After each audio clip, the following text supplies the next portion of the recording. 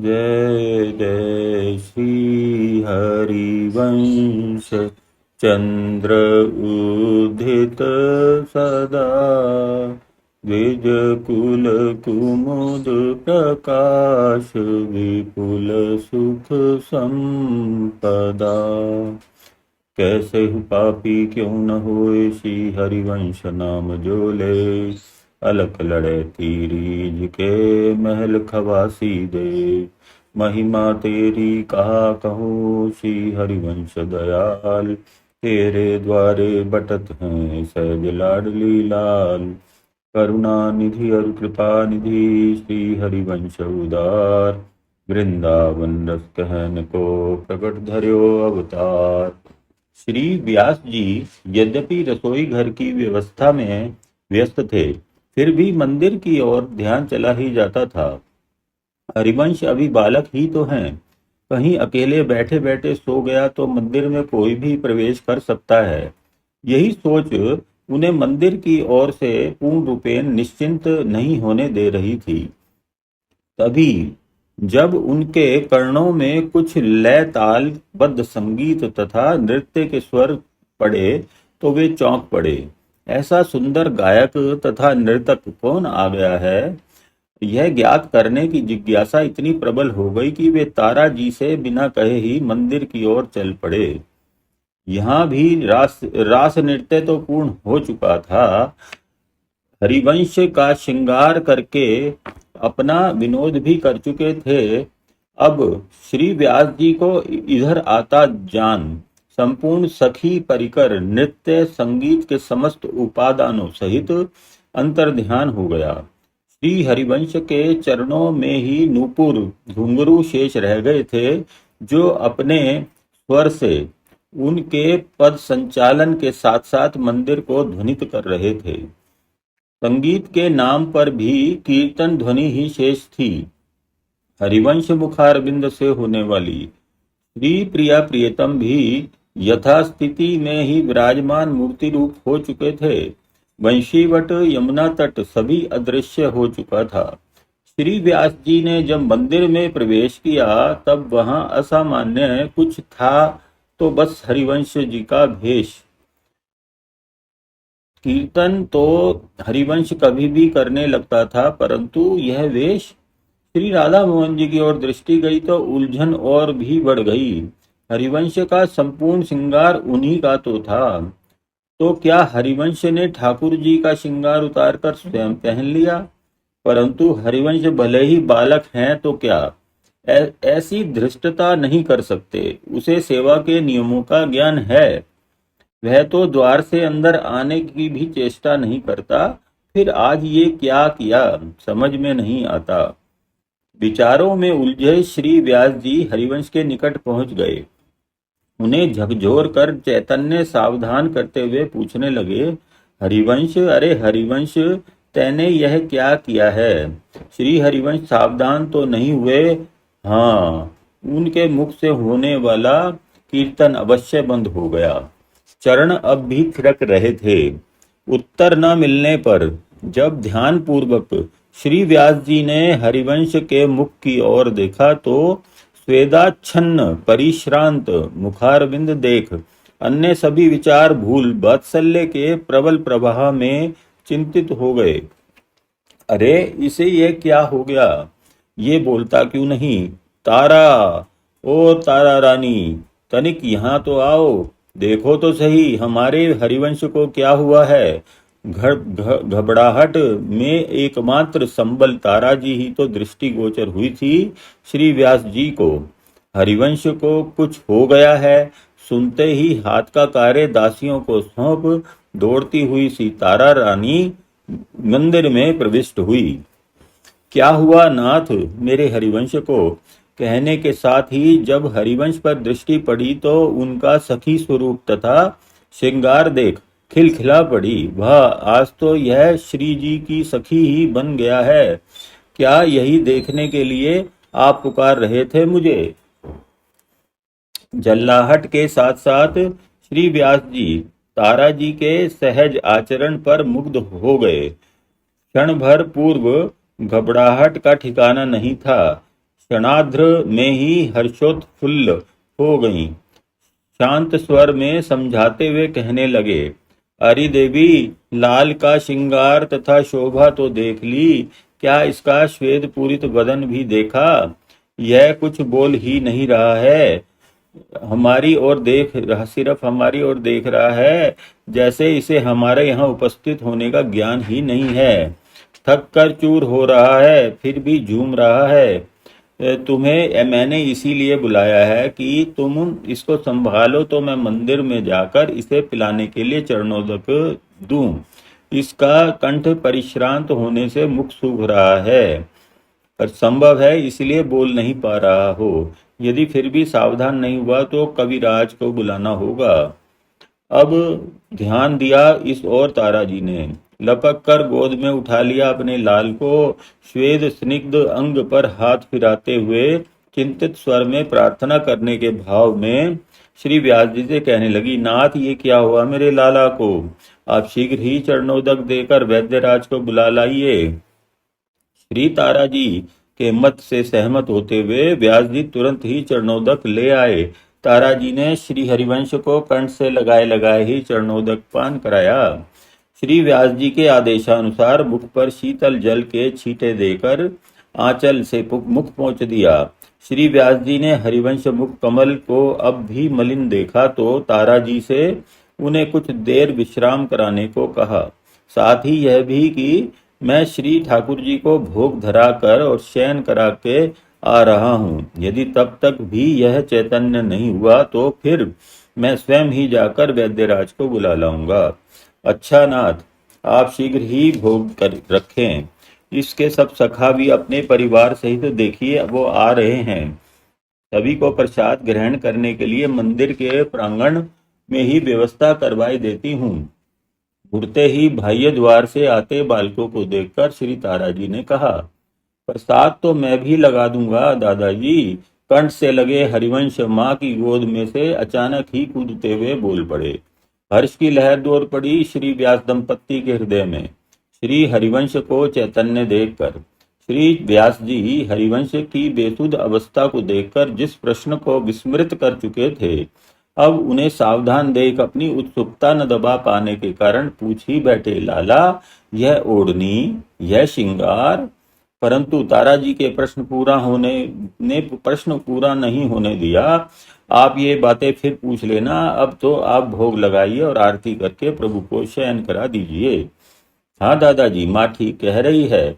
अब तो इनको भी बहुत भूख लग गई रही होगी। रास नृत्य करके ये भी परिश्रांत हो चुके हैं। आप जब आरती करेंगे तब घड़ियाल मैं ही बजाऊंगा। हाँ हाँ बेटा, अवश्य, आरती भी तू ही गावेगा। गंभीर वातावरण सुखद बन गया। शयन भोग से आरती तक की मध्यावधि में हरिवंश सखाओं के साथ क्रीडारत मंदिर के प्रांगण में प्रसाद ग्रहण की व्यवस्था में मां का सहयोग करते रहे। श्री हित हरिवंश महाप्रभु के सहज सरल अनुपम उपदेश से भी अधिक प्रभावित हुए थे सखा श्री व्यास जी की इस स्वीकृति से कि श्री राधा मोहन जी भी वही सेवा स्वीकार करते हैं जो हरिवंश उद्यान में बैठकर करते हैं। सखाओं के स्वरूप अंतर ध्यान हो गए तथा उनके स्थान पर साक्षात श्री राधा मोहन जी के दर्शनों ने भी सखाओं की श्रद्धा में शतगुणित वृद्धि की थी। अब उनके हृदय में तर्क वितर्क नहीं था, अपितु वे रुचि पूर्वक सेवा खेलने में तत्पर हो गए थे। हरिवंश तो चाहते ही यही थे। प्रारंभ हो गया था उसी दिन से सेवा खेल। इस खेल के सभी उपादान यथा श्री प्रिया प्रीतम के स्वरूप बनाने योग्य सखा, उद्यान के पत्र पुष्प भोग लगाने के लिए फल तथा श्रृंगार करने को मां से पोशाकें भी प्राप्त हो गई थी, परंतु पान बीरी सेवा के लिए साधन उपलब्ध नहीं हो पाया था। तभी एक दिन छबीलदास नाम का युवा पनवाड़ी उद्यान के समीप से पान ले लो पान का उद्घोष करता हुआ निकला तो बालक बुला लाए उसे उद्यान में अपनी क्रीड़ा गुरु हित हरिवंश के समीप। उन इनका खेल देखकर बालकों के इस खेल का वह सरल हृदय पनवाड़ी भी एक स्थायी सदस्य बन गया। 10 पान प्रतिदिन भोग के लिए देना जैसे उसने स्वेच्छा से ही स्वीकार कर लिया। बच्चों को हर्षित देखकर उसे स्वयं भी प्रसन्नता होती थी। भावुक भी था और भक्त भी। श्री हित हरिवंश जी के सानिध्य में आ उसके प्रेम का सुप्त स्रोत भी हृदय में कहीं फूट पड़ा था। बिना यहाँ आए अब उसे चैन भी नहीं पड़ता था। उद्यान में आकर यदि तुरंत बीड़ा बनाकर दे दे तो फिर यहाँ कुछ देर ठहरने का बहाना ही क्या था। अतः आने के पश्चात प्रतिदिन ही बालकों के साथ कुछ देर तक मनोविनोद करता रहता। कभी श्रृंगार में कमी बतलाता तो कभी पोशाक धारण कराने में। श्री हरिवंश के सखा और सब तो सुन सकते थे, परंतु कोई हरिवंश की कमी बतलावे यह सहे नहीं था। अतः विवाद छिड़ जाता और तब घड़ी दो घड़ी हरिवंश का सानिध्य तथा दर्शन प्राप्त करके बीड़ा देकर छपीलदास चला जाता अपने अन्य ग्राहकों को टटोलने। यहाँ आते आते छबीलदास के हृदय में भाव जागृत होने लगे थे। पान के प्रचारार्थ पुकारने में भी अब प्रेम का प्रसंग ही सुहाता था।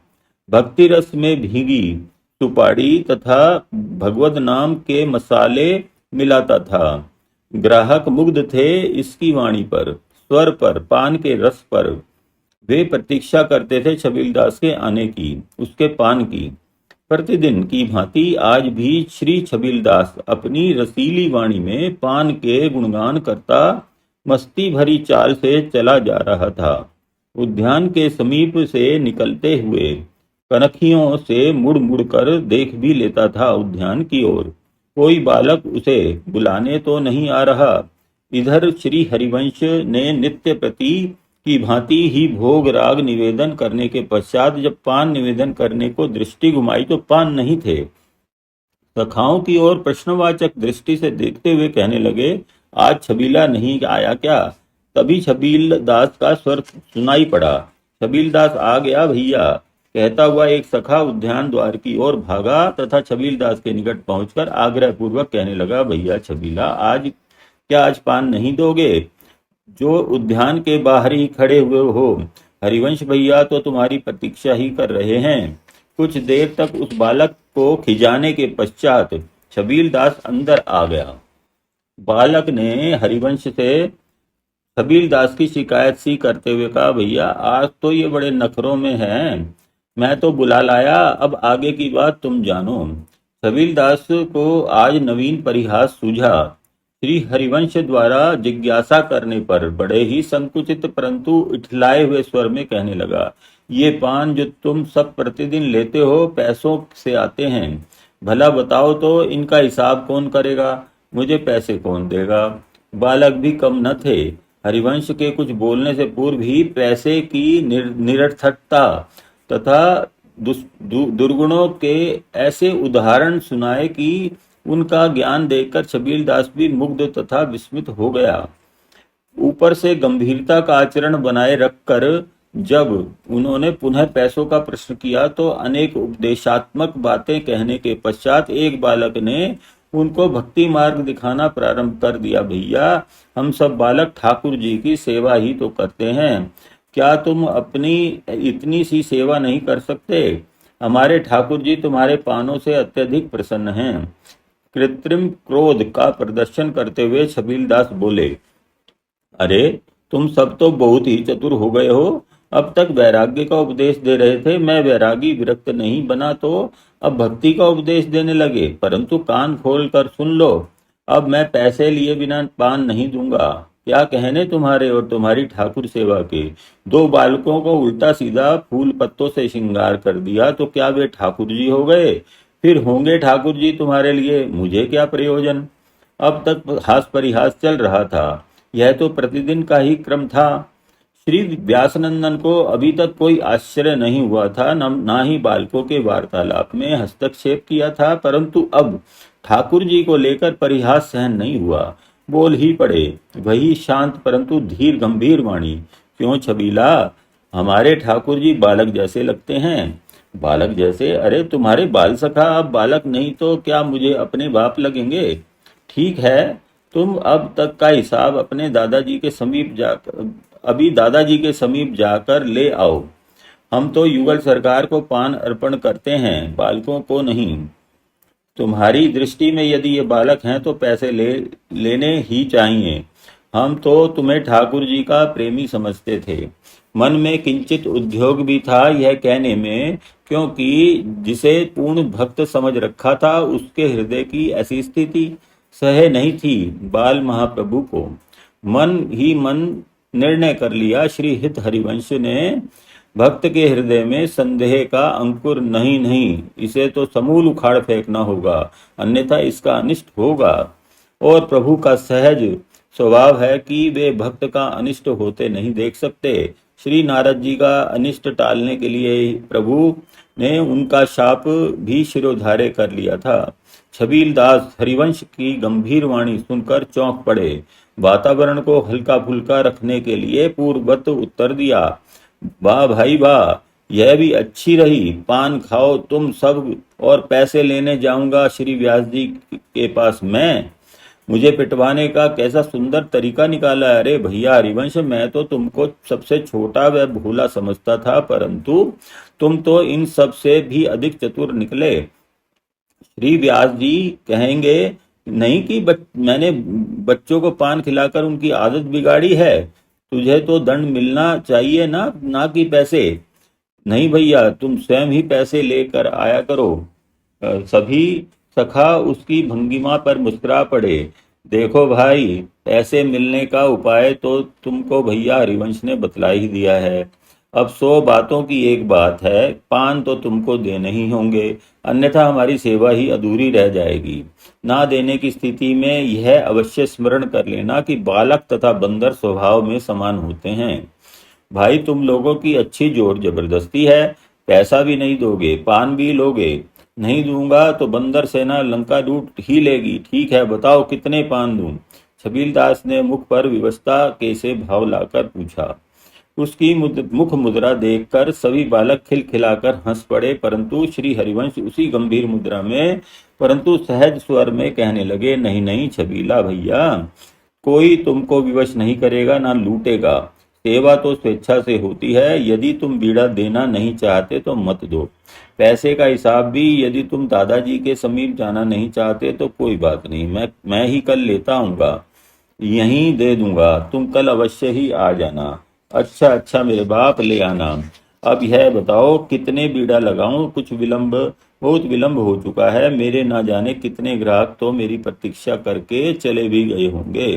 चढ़ती हुई धूप के समय का अनुमान कर छबीलदास वास्तव में अपने व्यापार के प्रति चिंतित हो उठे थे।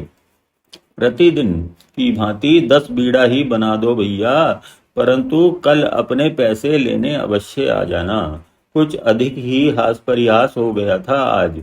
श्री हरिवंश के मन में आज से पूर्व कभी भी छबील दास के वचनों की कोई प्रतिक्रिया नहीं हुई थी। सेवा में सहयोगी होते हुए भी श्रृंगारित बालकों के प्रति मात्र बालक भाव, इसे श्री जी की कृपा प्राप्त क्यों नहीं हुई? कृपा कांक्षा जागृत हो गई थी छबीलदास पर। रात्रि को शयन कक्ष में विचार कर रहे थे श्री हरिवंश छबीलदास के विषय में। छबील भक्त भी है, भावुक भी। इसे मेरे अन्य सखाओं की भांति श्रद्धा विश्वास क्यों नहीं हुआ? हाँ समझा, मेरे सभी सखाओं को क्षणिक ही सही वे अपने दर्शन करा चुकी हैं। श्री राधा मोहन जी के दर्शन करके ही उन्हें भी विश्वास आया था। संशयात्मा विनश्यति, इसके संशय का नाश न होने पर इसका पारमार्थिक जीवन नष्ट हो जाएगा। इसके हृदय में श्री जी के प्रति श्रद्धा नहीं अपितु मेरे प्रति वात्सल्य है। हे स्वामिनी जी, यदि उसका ऐसा भाव है तो भी आप उसे अपनाने की कृपा करें। अपना दर्शन करा के उसके हृदय में प्रीति की रस धारा प्रवाहित करें। ऐसी मेरी हार्दिक अभिलाषा है। एकांत चिंतन में बाधा पड़ी। वीणा वंदित स्वर से तुम्हारी अभिलाषा मैं पूर्ण करूंगी हित सजनी। तुम तो पारस हो, तुम्हारे स्पर्श से लोहा भी स्वर्ण बन जाएगा। चिंता छोड़कर अब विश्राम करो। श्री जी का आश्वासन प्राप्त कर संतुष्ट हो गए श्री हरिवंश। प्रातः नित्य नियमानुसार ताराजी ने श्री हरिवंश को कलेवा करा दिया। आज उन्होंने प्रतिदिन की भांति चपलता नहीं की थी, अपितु कुछ अधिक ही गंभीर थे। ताराजी उनको अपने सखाओं की प्रतीक्षा में बैठा समझ अपने गृह कार्यों में व्यस्त हो गईं। माँ के जाते ही आज श्री हरिवंश सखाओं को बुलाने न जाकर चुपचाप उद्यान के उसी तमाल वृक्ष के नीचे जा बैठे। विचार करने लगे, आज सखा सोते ही रहें तथा श्री युगलवर एकांत में ही छबीला को कृतार्थ कर अपना लें, यही ठीक रहेगा। परंतु मेरी प्रतिदिन की सेवा का क्या होगा, जो मैं सखाओं के साथ खेल खेल में ही कर लेता हूँ। विचार मग्न हो गए श्री हरिवंश। ठीक है, आज मैं मानसी सेवा ही कर लूं। विचार आते ही श्री हरिवंश कब अपने स्वरूप में स्थित हो मानसी सेवा में लग गए, पता ही न चला। नेत्र निमिलित हो गए, अधरों से स्वर लहरी प्रवाहित होने लगी। संभवतः वे श्री प्रिया प्रीतम को प्रातःकालीन मंगल भोग के लिए जगा रहे थे।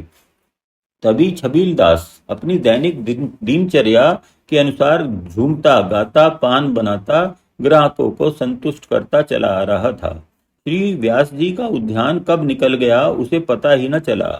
सम्मुख से आते एक बालक को देख उसे स्मरण आया, है आज उद्यान में से कोई बालक मुझे बुलाने नहीं आया, क्या बात हुई? मैं उद्यान की बाह्य दीवार से बहुत आगे आ चुका हूँ, परंतु कोई उद्यान के द्वार पर भी नहीं आया। कल की मेरी चुहल पैसे की बात बच्चों के मनोरंजन में कहीं बाधक तो नहीं बन गई? डर गए हैं शायद, इसीलिए मुझे बुलाने का साहस नहीं जुटा सके हैं। हरिवंश भी श्री व्यास जी महाराज से पान खाने के लिए पैसे नहीं मांग सके होंगे, उनके क्रोधित होने का भय लगा होगा। नाना प्रकार से सोच रहे थे छबीलदास। चरण वहीं के वहीं चिपक गए थे। उनका मन अपने कल के आचरण पर कहीं कचोट भी रहा था। अरे छबीला, 10-5 बीड़ा देने में तेरा क्या घट जाता है, जबकि प्रसन्नता के कारण बच्चों का परी परी रक्त बढ़ जाता है। प्रसन्नता से कैसी लालिमा छा जाती है उनके मुखों पर। मेरा मूल्य तो उनके अधरों की आनंद भरी मुस्कान से ही चुक जाता है। हरिवंश भी तो अपने उन सखाओं को जिन्हें राधा कृष्ण का श्रृंगार धारण कराता है पान खिलाकर कितना हर्षित होता है। मुझे भी उनको हर्षित देखकर कितना आनंद प्राप्त होता है। यह तो आज उनके ना बुलाने पर ही मुझे अनुभव हो रहा है। आज घड़ी दो घड़ी उनके मध्य न बिता पाने के कारण मेरा हृदय रिक्त सा प्रतीत हो रहा है। लगता है जैसे कुछ खो गया है। जब से इन बालकों की स्मृति आई है, तब से अब किसी को पान लगाकर देने का मन ही नहीं हो रहा। चलूं, मैं ही वहां चलकर बच्चों का भय दूर कर आऊं तथा स्वयं ही पान दे आऊं। थोड़ी देर बालकों की क्रीड़ा का आनंद लेकर तभी आगे चलूंगा। लौट पड़े वापिस व्यास उद्यान की ओर छबीलदास। 1-2 बार अपना मस्ती भरा तराना, जो दूर से ही आबाल वृद्ध सभी को आकर्षित कर लेता था, छेड़ा, परंतु आज कहीं से किसी बालक का कोई स्वर नहीं। सर्वत्र सन्नाटा, बच्चों का कोलाहल नहीं, कीर्तन नहीं। कुछ घबराहट सी होने लगी छबीलदास के चित्त में। अनिष्ट की आशंका ने चित्त सशंकित कर दिया। अपना स्वर ही अनजाना सा लग रहा था। त्वरित गति से चरण रखते चल दिए उस ओर जहां प्रतिदिन खेलते मिलते थे हरिवंश। जब समीप पहुंचे तो देखा हरिवंश अकेले बैठे हैं उसी तमाल के नीचे। सखा कोई है ही नहीं। आंख बंद किए हरिवंश कुछ बुदबुदा कर कह रहे हैं। स्पष्ट सुनने के विचार से जब छबीलदास उनके कुछ समीप पहुंचे तो स्वर समझ में आने लगे। हरिवंश कह रहे थे, स्वामिनी जू, मैं आज आपको पान भोग लगाने में असमर्थ हूँ। छबीला को पैसे ना देने के कारण आज वह पान नहीं देगा। मैं भी दादाजी से पैसे लाना भूल गया। वैसे तो छबीला निर्मल हृदय है, प्रेमी है, वह आपकी कृपा का पात्र है। अनजाने ही सही आपकी सेवा तो नित्य प्रति करता ही है। आप उसे अपनी शरण में लेने के बारे में अवश्य ही विचार करें।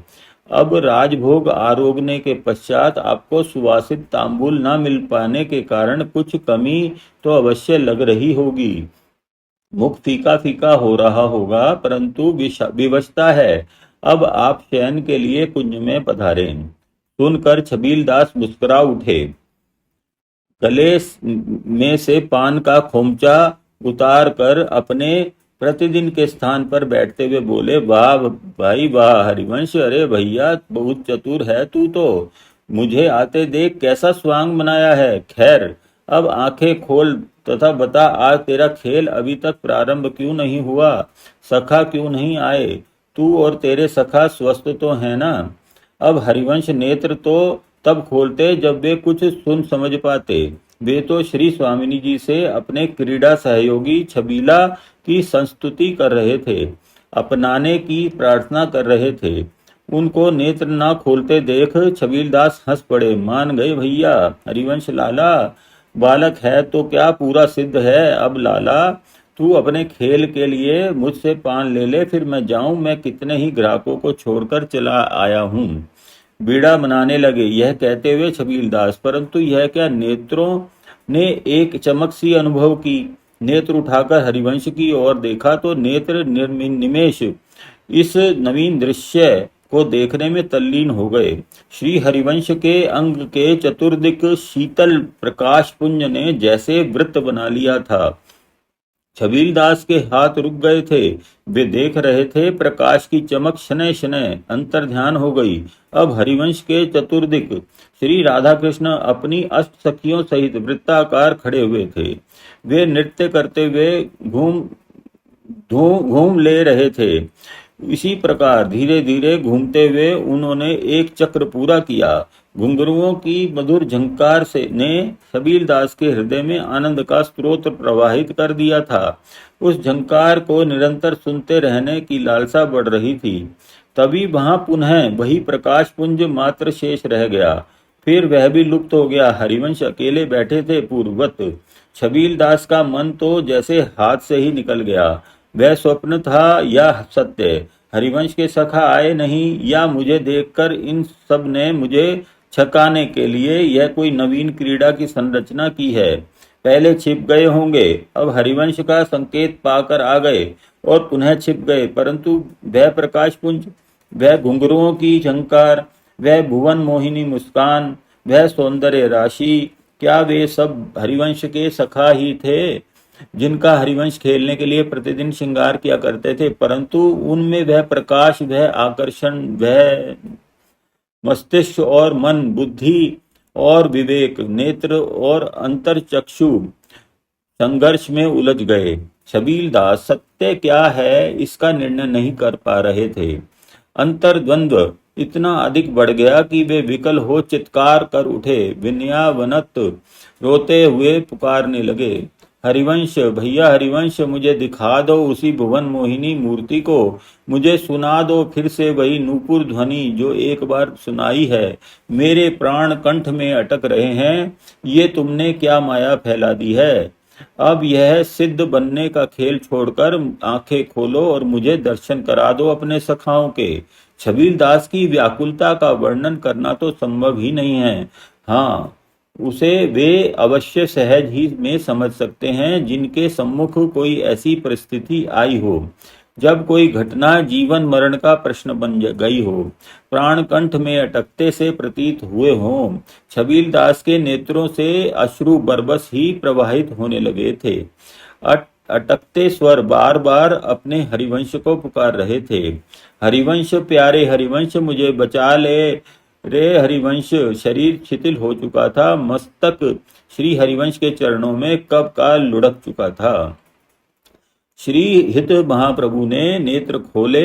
उच्च स्वर भले ही न सुनाई पड़े, परंतु यदि अंतर से पुकार रहा हो कोई भक्त तो प्रभु को सुनने में विलंब नहीं लगता। छबीलदास को विरहावस्था में इस प्रकार विलपते तथा अपना नाम पुकारते देख मन ही मन श्री स्वामिनी जी की कृपा का अनुभव कर रोमांचित हो गए। श्री हरिवंश छबीलदास को सावधान करने के लिए संबोधित करते हुए बोले, अरे छबीला, भैया तुम आ गए, अच्छा हुआ, अब तो युगल सरकार को भी बीड़ी प्राप्त हो जाएगी, परंतु मैं तुम्हारे हिसाब के पैसे तो ला ही नहीं पाया हूँ। यदि नहीं देना चाहो तो कोई व्यवस्था नहीं है। श्री हित महाप्रभु का उदास स्वर सुनकर छबीलदास ने सर उठाया। उनके अश्रुपूरित नेत्र तथा दयनीय दशा देखकर अत्यंत भोले बालक की भांति श्री हरिवंश जिज्ञासा विवश पूछने लगे, भैया छबीला, क्या तुम पैसों के लिए रो रहे हो? क्या अभी रो रो कर तुम ही मुझे पुकार रहे थे? तड़प उठा छबीलदास, नहीं नहीं हरिवंश, नहीं, पैसों के लिए विवाद तो मात्र तुम सबसे बातचीत करने का, तुम्हारे मुखमंडल पर अनेक भावों को देखने का तथा तुम सभी बालकों के साथ मनोरंजन का खिजाने का साधन था। मुझे तुमसे पैसों की किंचित मात्र भी इच्छा नहीं है, मैं सच कह रहा हूँ हरिवंश। तो फिर इतने विकल होने जैसी कोई और बात क्या है? इतने भोले ना बनो हरिवंश। व्याकुल तो मुझे तुमने किया है उन बालकों को छिपाकर, जो थोड़ी देर पहले ही यहाँ खेल रहे थे। वे तुम्हारे सखा आज कितना मनोहर श्रृंगार धारण किए हुए थे। उनकी मुख छवि पर कैसा अपूर्व तेज झिलमिला रहा था। अलौकिक प्रभा मंडल के चक्र में मेरा मन फंस गया है हरिवंश। मुझे तड़पाने के लिए तुम्हारे वे सखा न जाने कहाँ छिप गए हैं। यूं तो मैं प्रतिदिन ही तुम्हारे द्वारा श्रृंगारित राधा कृष्ण बने तुम्हारे सखाओं के दर्शन करता हूँ, परंतु यह तो आज ही मालूम हुआ कि उनकी दिव्य श्रृंगार छटा में अतीव आकर्षण भी है। जब से वे छिपे हैं, मुझे अपने प्राण कंठ में अटके से प्रतीत हो रहे हैं। मेरे नेत्र उनके दर्शनों को व्याकुल हो रहे हैं। मेरी संपूर्ण देह से स्वेद स्रवित हो रहा है, रोम कंटकित हो रहे हैं, हृदय स्वतः ही रो रो कर पुकार रहा है, मुझे दर्शन दे दो दीनानाथ, अन्यथा जलहीन मीन की भांति तड़प तड़प कर ये प्राण भी प्रयाण कर जाएंगे। ना समझ में आने वाली बात हो जैसे ऐसी भोली मुख मुद्रा बनाकर बाल हरिवंश छबीलदास को संबोधित कर कहने लगे, भाई ये तुम क्या कह रहे हो? मेरे सखा तो आज अभी तक आए ही नहीं हैं, फिर मैं श्रृंगार किनका करता और छिपाता किसे? तुम्हें खिजाने के लिए मैंने कुछ नहीं किया है, तुम विश्वास मानो छबीला। कैसे विश्वास कर ले छबीला श्री हरिवंश के वचनों पर? उसने तो स्वयं अपने नेत्रों से उस अनुपम रूप माधुरी का पान किया था, जो अब उसको तीव्र पीड़ा प्रदान कर रही है। पकड़ लिए श्री हरिवंश के चरण। मुझे और मत भरमाओ, मत तड़पाओ प्यारे हरिवंश, तुम तो बड़े ही कोमल और दयालु हो, फिर आज मेरे लिए इतने कठोर क्यों रहे हो दीन हितकारी? श्री हरिवंश चरण पकड़ते ही छबीलदास के हृदय तथा तन में विद्युत धारा जैसे तरंगे प्रवाहित होने लगी। उपरोक्त वाक्य कहते कहते उनके नेत्र निमिलित हो गए। बंद नेत्रों के सम्मुख सुरम्य उपवन, कुंज तमाल, कदम खंडी, पुष्पित पल्लवित घनी लताओं से परिवेष्टित सुदृढ़ विशाल वृक्षावलियां, स्वच्छ वीथियां तथा कल कल विनोद करती कलिंद नंदिनी प्रत्यक्ष हो गईं। छबीलदास अनुभव कर रहे थे, यह तो श्री वृंदावन है। यहीं कहीं तो अभी कुछ समय पूर्व श्री रसिक शेखर रास कर रहे थे, किलोल कर रहे थे। अब सब कुछ है, परंतु वे नहीं है। कहाँ गए वे? हाथ हरिवंश चरण पर से फिसल गया। छबीलदास पुनः अपनी उपस्थिति देवबंद में अनुभव करने लगे। नेत्र खोलकर कातर दृष्टि से श्री हरिवंश को निहारते हुए बिलख पड़े। कहाँ गए श्री युगल बिहारी? रास नृत्य करते करते यहाँ से कहाँ अंदर ध्यान हो गए। छबीलदास की निष्ठा को और भी अधिक पक्व करने के लिए अथवा परखने के लिए हरिवंश अपने उसी भोले अंदाज में आश्चर्य व्यक्त करते हुए कहने लगे, भैया तुमने यहाँ किसको देखा है? जब मैं यही नहीं जानता तो अब तुम ही बताओ, उसे दिखलाऊं कहाँ से? हाँ, यदि प्रतिदिन की भांति मेरे द्वारा बनाए गए राधा कृष्ण को ना देखकर तुम्हें इतना कष्ट हो रहा है, तो तुम्हारी इच्छा पूर्ति के लिए मैं अभी अपने सखाओं को उनके घरों से बुलाए लाता हूँ। श्रृंगार भी माँ से लेता आऊंगा, फिर श्रृंगार करके तुम्हें राधा कृष्ण के दर्शन भी करा दूंगा। तब तक तुम यहीं रह ठहरो। अब तक अश्रुपात हो रहा था, अब अपनी भूल का भी ज्ञान हुआ छबीलदास को। कल पैसों की बहस में बालक, तुम जैसे बालक तुमको ठाकुर जी लगते होंगे, मुझे तो बालक ही प्रतीत होते हैं। हरिवंश के टोकने पर भी यही पुनरावृत्ति की थी। कहे हुए अपने वचन स्मरण हो आए। छबील दास को हरिवंश चरणों के स्पर्श से जो दिव्य अनुभूति हुई थी, उसने उसके हृदय को रसमय बना दिया था। वह समझ गया हरिवंश मात्र साधारण बालक ही नहीं है, वे अलौकिक शक्ति संपन्न कोई दिव्य आत्मा है। जिनका दर्शन उसने किया है वे भी हरिवंश के बाल सखा नहीं है, वे निश्चय ही श्री राधा बिहारी थे। श्री राधा रानी अपनी सखियों के यूथ के संग मुझ पर करुणा करने पधारी थीं, और मैं अधम मूढ़ अज्ञानी उन्हें पहचान ही नहीं सका। मैंने उन्हें हरिवंश के सखा बालक मात्र ही समझा। मैंने प्रमादवश मणि को कंकड़ समझ उपेक्षा से स्वतः ही दूर फेंक दिया। कातर हो गिड़गिड़ाने लगे छबीलदास, प्रभो यह जीव यदि इस माया से प्रच्छन्न मति न हो तो वह आनंद राशि ही बन जाए। फिर मैं तो मोह मदिरा के मद में अंधा एक साधारण मनुष्य हूँ, सांसारिक वासनाओं में लिप्त हूँ। यदि मैं आपको एक बार में नहीं पहचान सका तो क्या आश्चर्य। प्रभो मुझे क्षमा करके एक बार यह वह अनुपम छटा नील पीत पट में आवृत मोहिनी रूप राशि दिखा दो। प्यारे हरिवंश, आप तो दयानिधान हो, आपके संकेत पर ही तो वे अंतर ध्यान हो गए। मेरे प्राण पिप्यासे पपीहा की भांति पी कहाँ पुकार रहे हैं। आप ही स्वाति नक्षत्र की भांति पुनः उस विद्युत घटा को प्रकट कर तृप्ति प्रदान कर सकते हैं। मैं आपकी शरण हूँ, शरण हूँ, शरण हूँ। दर्याद्र हो गए श्री हरिवंश। फिर भी एक बार परीक्षा और लेने का विचार कर प्रश्न किया, तो क्या तुमने जिनका दर्शन किया था वे मेरे सखा नहीं थे? तुम किसी भ्रम में तो नहीं पड़ गए हो ना छबीला? छबील दास ने चरण पकड़ लिए श्री हरिवंश के, कहने लगा, प्रभु मैं स्वीकार करता हूँ कि मैं आपको पहचान नहीं सका। आप प्रच्छन्न रूप में प्रभु नहीं तो असाधारण अवश्य हैं। श्री प्रिया प्रीतम भी आपके संकेत पर नाचते हैं। मैंने आपके सखाओं के नहीं, साक्षात प्रभु के ही दर्शन किए हैं। मेरी छोटी सी भूल की इतनी कठोर सजा ना दें। मैं तो अत्यंत अल्पमति प्राणी हूँ, जबकि प्रभु को पहचानने में तो देवराज इंद्र तथा स्वयं ब्रह्मा बाबा भी भूल गए थे।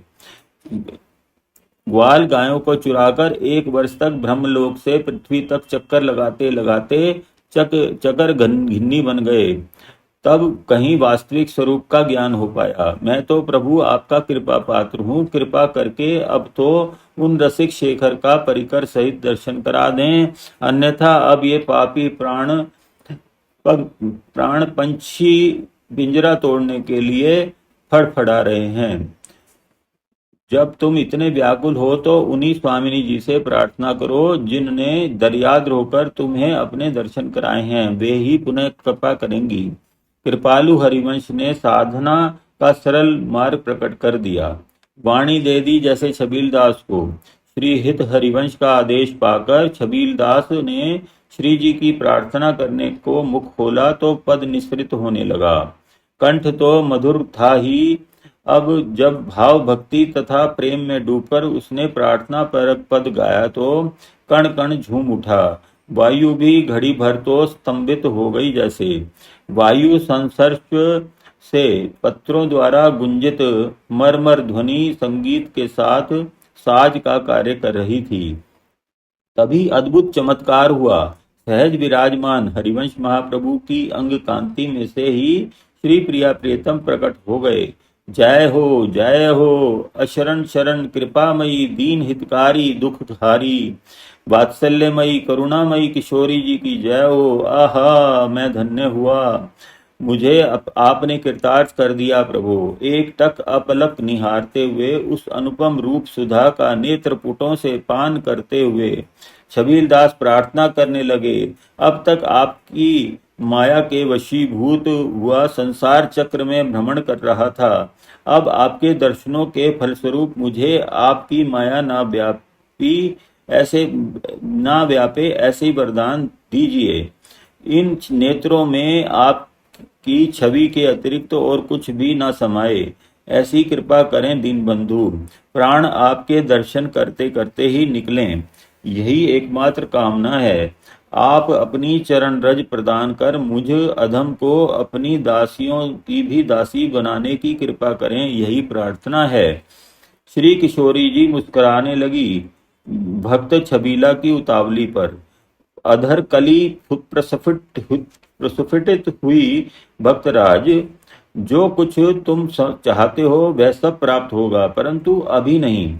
अभी तो तुम हमारी आज्ञा मानकर अपना दैनिक जागतिक कर्म यथावत करते रहो। यथा समय मैं तुमको वह सब प्रदान करूंगी जिसकी तुमने कामना की है। उतावले व्यक्ति को अनिश्चित अवधि की प्रतीक्षा का आदेश।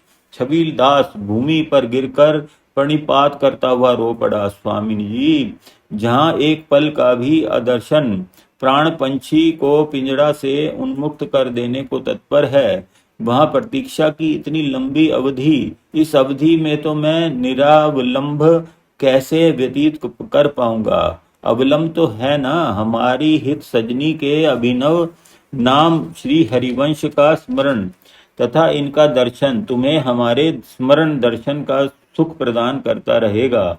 विस्मय विस्फारित नेत्रों से प्रश्नवाचक दृष्टि उठी और अटक गई श्री स्वामिनी जी के मुख कमल पर, मानो श्री किशोरी जी की बात समझ में ही न आई हो। क्या बात है, इतने आश्चर्यचकित होकर क्या देख रहे हो? यदि कुछ कहना चाहते हो तो निसंकोच कहो। श्री स्वामिनी जी ने छबीलदास को प्रोत्साहित करते हुए कहा।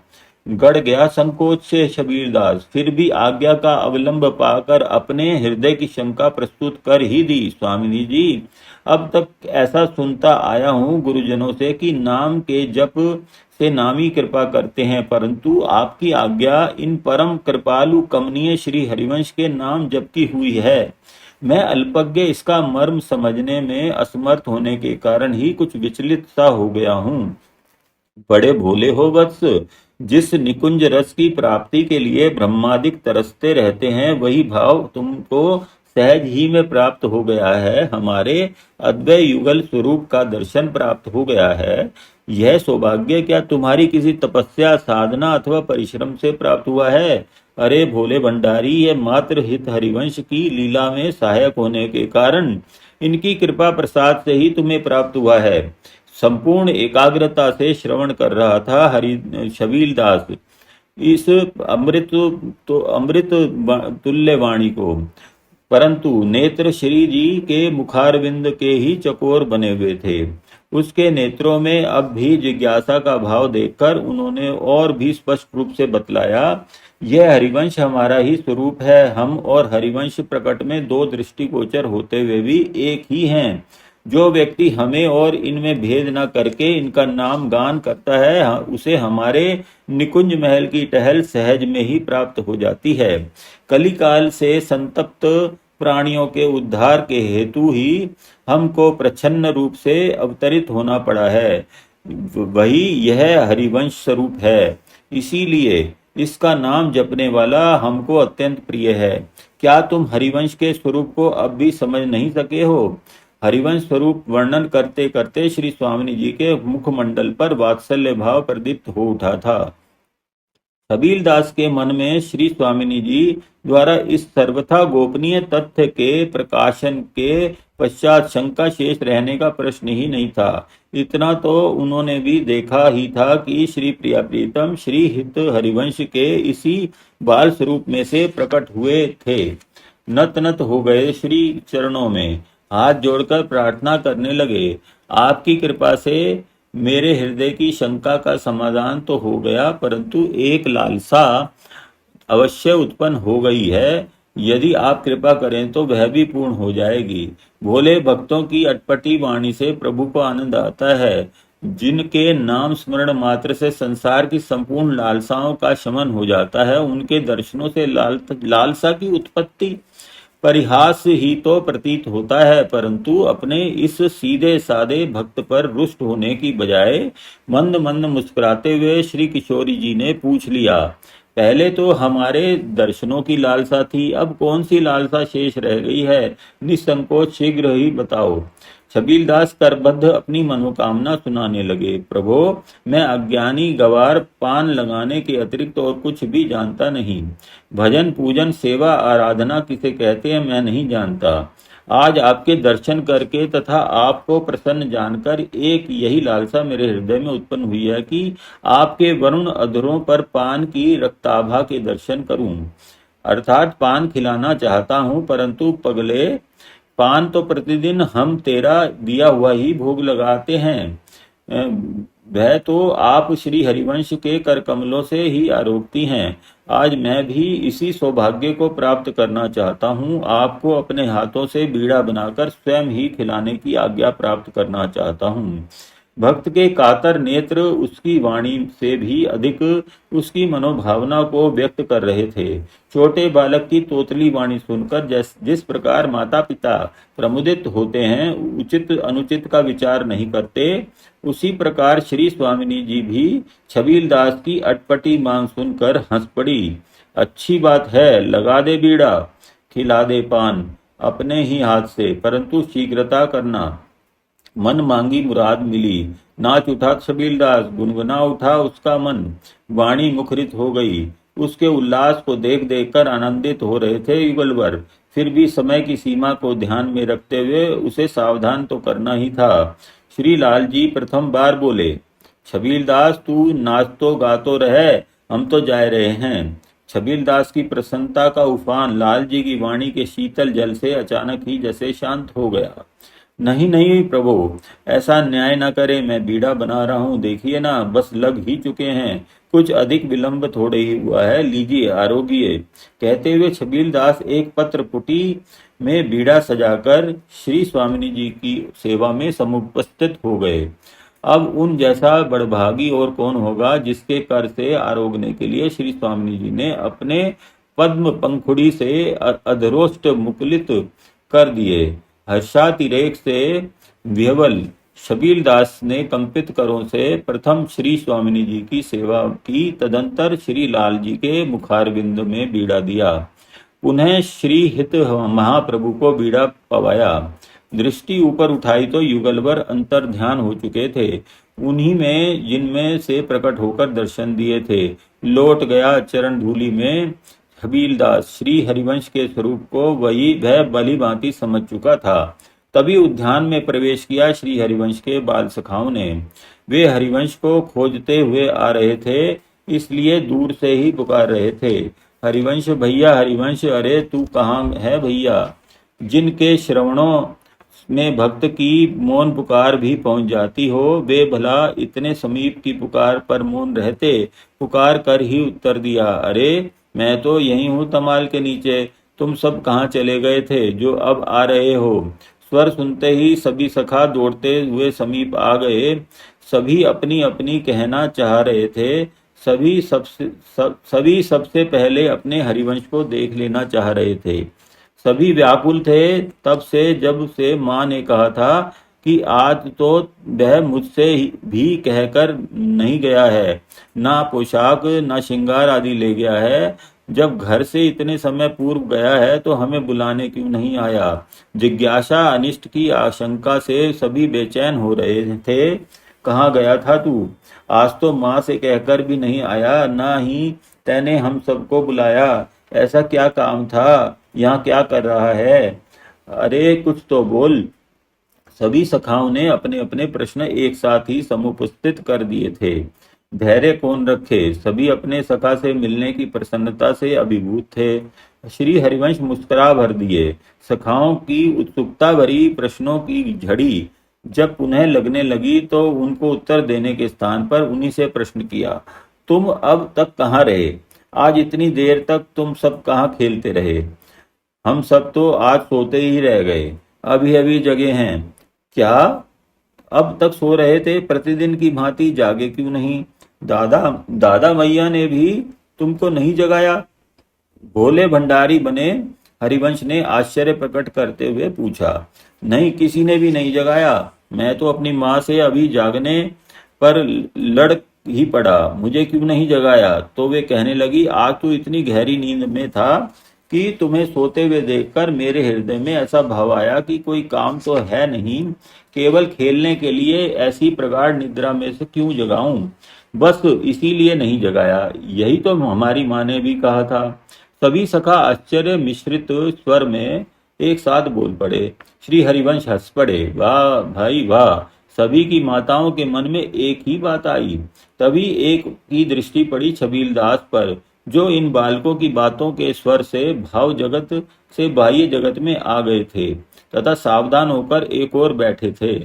श्री हरिवंश से प्रश्न करना भूल नए कौतूहल में उलझ गए बालक। अरे, आज तो छबीला भी आ गया, परंतु यह धूल दूषरित सा कैसे हो रहा है? कल तो बुलाने पर भी कैसे नखरे कर रहा था, आज अपने आप ही आ गया। लगता है पैसों की चटपटी से चला आया। दूसरे सखा ने अपना मंतव्य प्रकट किया। छबील दास का हृदय भर आया, परंतु अपने भावों को गुप्त रखते हुए कहने लगे, सत्य ही कह रहे हो भैया।